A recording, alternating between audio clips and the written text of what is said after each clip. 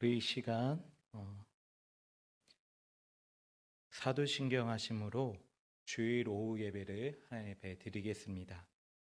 전능하사 천지를 만드신 하나님 아버지를 내가 믿사오며 그 외아들 우리 주 예수 그리스도를 믿사오니 이는 성령으로 잉태하사 동정녀 마리아에게 나시고 본디오 빌라도에게 고난을 받으사 십자가에 못 박혀 죽으시고 장사한 지 사흘 만에 죽은 자 가운데서 다시 살아나시며 하늘에 오르사 전능하신 하나님 우편에 앉아 계시다가 저희로서 산자와 죽은 자를 심판하러 오시리라. 성령을 믿사오며 거룩한 공회와 성도가 서로 교통하는 것과 죄를 사하여 주시는 것과 몸이 다시 사는 것과 영원히 사는 것을 믿사옵나이다. 아멘. 오늘 말씀은 누가복음 22장 54절에서 62절 말씀 보겠습니다. 누가복음 22장 54절에서 62절 말씀입니다. 제가 읽도록 하겠습니다. 예수를 잡아 끌고 대제사장의 집으로 들어갈새 베드로가 멀찍이 따라가니라.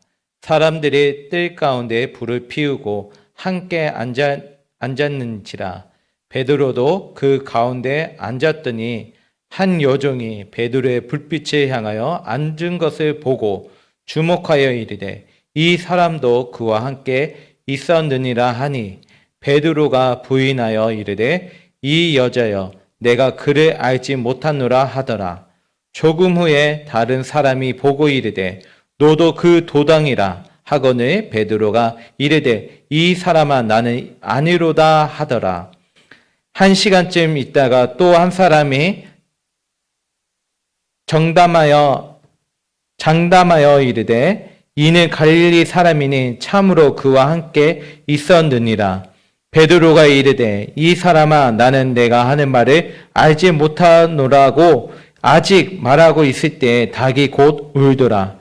주께서 돌이켜 베드로를 보시니 베드로가 주의 말씀 곧 오늘 닭 울기 전에 내가 3번 나를 부인하리라 하심이 생각나서 밖에 나가서 심히 통곡하니라. 아멘.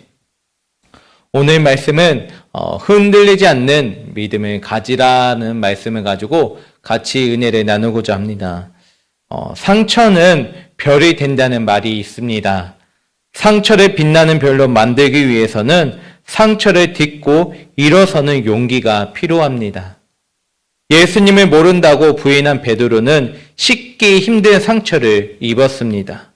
베드로가 예수님을 부인한 이유는 무엇이고 또한 베드로는 상처를 어떻게 빛나는 별로 만들 수 있었는지 오늘 말씀을 통해 은혜가 있기를 소망합니다.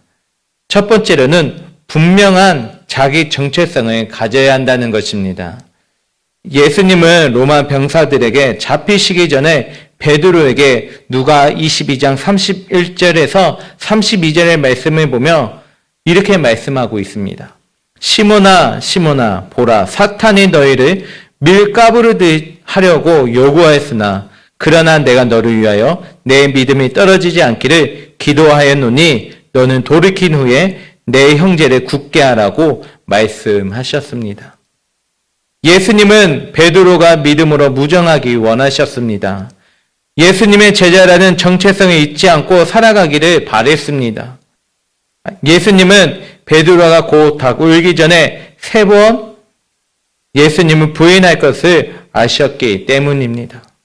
그래서 예수님은 베드로가 시험에 빠져 넘어지지 않도록 이 말씀으로 권면하고 있는 것이죠. 그러나 베드로는 주님의 말씀을 이해하지 못했습니다. 그는 너무 자신만만한 나머지 주님과 함께 감옥에 또 갈 수 있고 죽는데도 갈 각오가 돼 있다고 대답을 했습니다.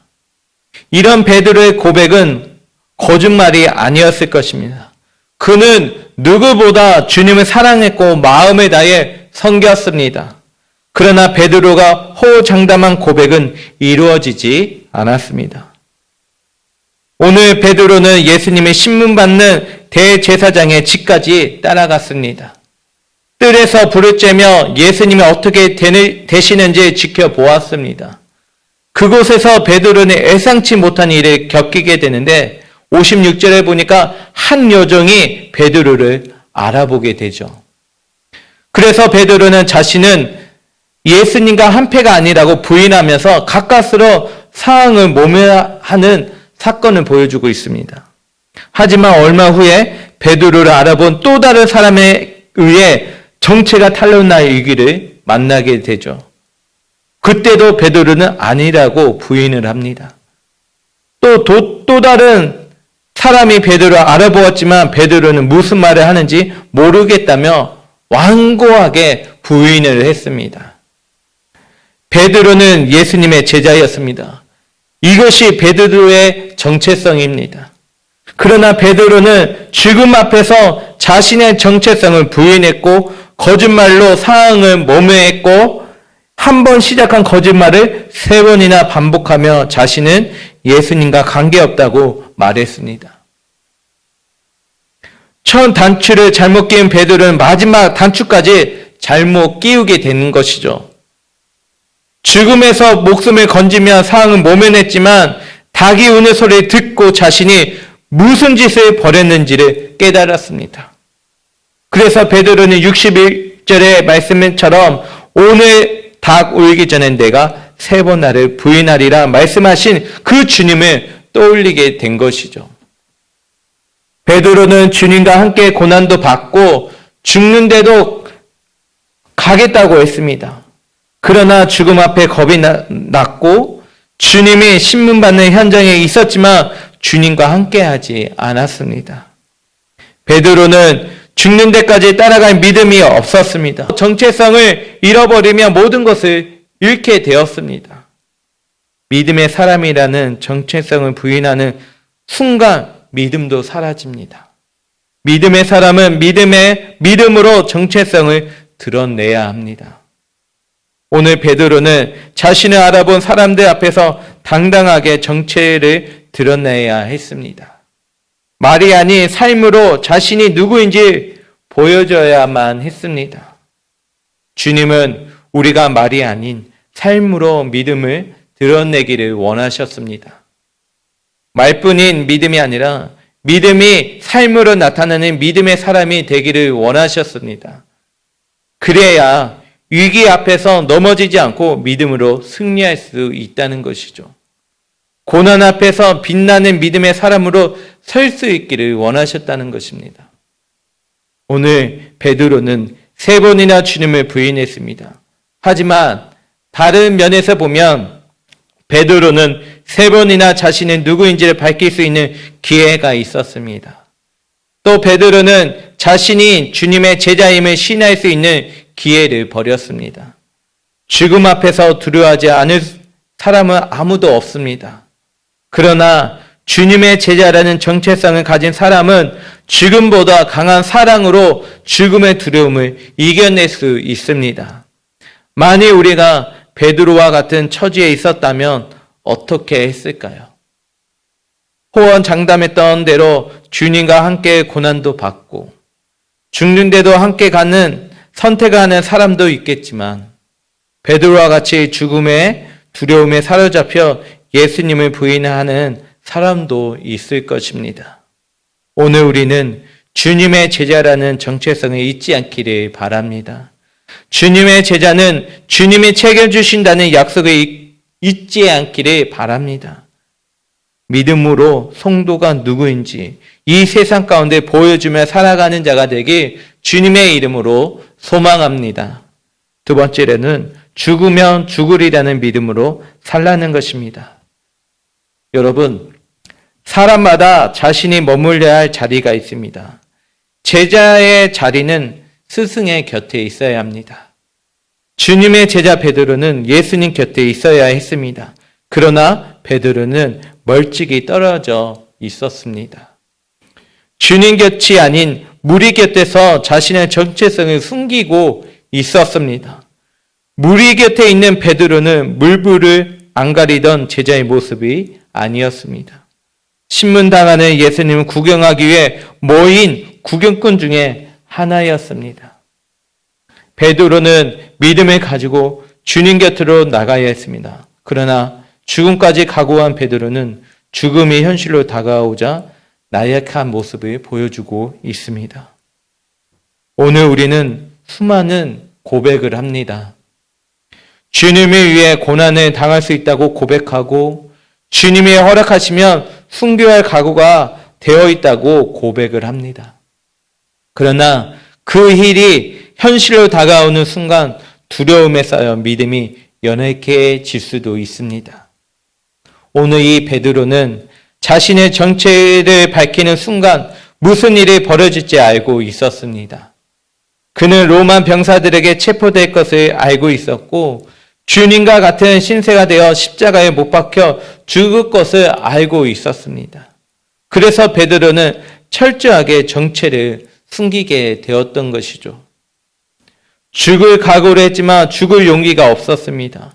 주님을 위해 죽는 것이 영광이라는 믿음이 부족했습니다. 그래서 자신을 알아보는 사람들 앞에서 주님을 부인했습니다. 누가복음에는 베드로가 부인한 후에 주께서 돌이켜 베드로를 보셨다는 내용이 나옵니다.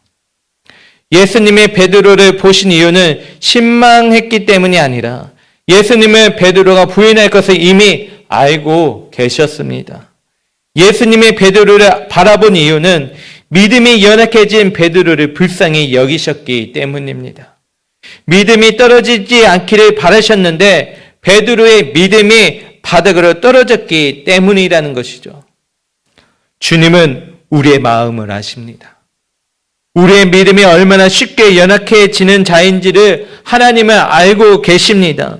그래서 우리가 연약한 믿음으로 주저앉아 있을 때 돌이켜 우리를 바라보고 계십니다. 또 우리를 불쌍히 여겨 주십니다. 오늘 본문에 나타난 베드로처럼 어떤 일이 있어도 주님을 떠나지 않겠다고 호호장담했지만 죽음 앞에 겁을 내는 우리의 체질을 아시고 우리를 긍휼히 여겨 주실 것입니다. 예수님을 부인한 후 베드로는 양심의 가책을 느꼈습니다. 자신의 모습에 실망한 나머지 밖으로 나가 대성통곡을 했습니다. 사랑하는 성도 여러분, 믿음을 지켜야 할 베드로는 믿음에서 떨어졌습니다. 베드로는 이것을 실패로 생각했습니다. 그러나 예수님은 이를 실패가 아니라 도약으로 보셨습니다. 실패를 딛고 다시 일어설 수 있도록 베드로를 동력하셨습니다. 베드로는 예수님 부인했던 실패를 딛고 일어섰고 베드로는 더 이상 죽음을 두려워하지 않는 믿음의 용사가 되었습니다. 전승에 의하면 베드로는 복음을 전하다 붙잡혀 십자가에 처해졌다고 합니다. 베드로는 사형장에서 자신 같은 존재는 감히 예수님과 같은 모습으로 죽을 수 없다며 자진해서 십자가에 거꾸로 매달려 처형되었다고 합니다. 말씀을 정리하고자 합니다. 사랑하는 성도 여러분, 일제 간정기 때에도 많은 성도들이 감옥에 갇히고 순교를 당했습니다.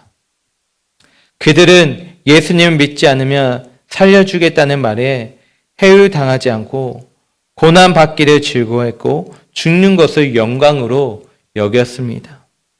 죽으면 죽으리라는 믿음으로 당당하게 맞섰습니다. 주님을 부인하지 않고 끝까지 믿음으로 맞선 신앙의 선배들처럼 오늘 우리들의 삶이 어떤 상황에서도 흔들리지 않는 믿음으로 서는 믿음의 용사가 되길 바랍니다. 그래서 상처를 빛나는 별로 만들었던 베드로처럼 우리의 연약한 믿음을 빛나는 믿음으로 만들어가는 복된 삶을 살기를 주님의 이름으로 소망합니다. 기도하겠습니다. 하나님 아버지, 오늘 우리들의 삶이 먼저 주님의 제자라는 정체성이 있지 않게 하여 주시고 믿음으로 나아가는 우리들이 이 세상 가운데 빛과 소금의 역할의 삶을 사도록 하나님 인도하여 주시옵소서. 어떤 어려움과 고난이 있을지라도 죽으면 죽으리라는 믿음을 가지고 살 수 있도록 하나님 인도하여 주시옵소서. 예수님의 이름으로 기도드립나이다. 아멘. 하늘에 계신 우리 아버지여, 이름이 거룩히 여김을 받으시오며 나라가 임하옵시며 뜻이 하늘에서 이루어진 것 같이 땅에서도 이루어지이다. 오늘 우리에게 이러한 양식을 주시었고 우리가 우리에게 죄 지은 자를 사하여 준 것 같이 우리 죄를 사하여 주시었고 우리를 시험에 들게 하지 마시었고 다만 악에서 구하시옵소서. 나라와 권세와 영광이 아버지께 영원히 있사옵나이다. 아멘.